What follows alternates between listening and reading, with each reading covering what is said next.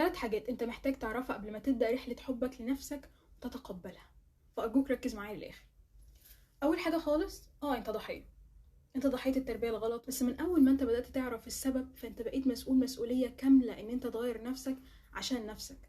ولو انت ما خدتش خطوة دلوقتي فمن دلوقتي بقت مسؤوليتك انت وما بقتش ضحية. تاني حاجة، انت انسان بيغلط وهيغلط وهيفضل يغلط طول عمره، وطبيعي جدا ولازم يتعلم من اغلاطه دي، فلازم تتقبل فكرة الخطأ في الحياة اصلا. تالت حاجة واهم حاجة، الطفل اللي جواك مجروح وتعبان وعايز يعيط ويصرخ بسبب اللي حصله من وهو صغير، فانت محتاج تستوعبه وتفهمه وتعرف ان مفيش حد هيحس بيه غيرك انت، ومحدش هيقدر يساعده غيرك انت. لما انت تحتضنه فعلا وتحتضن كل مشاعره السلبية هترحل بهدوء من غير ما تسيطر عليه. واهم حاجة الصبر ثم الصبر ثم الصبر. انت حرفيا بتحاول ترمم حاجات جواك الناس بهدلتها لفترة والناس هدمتها لفترة.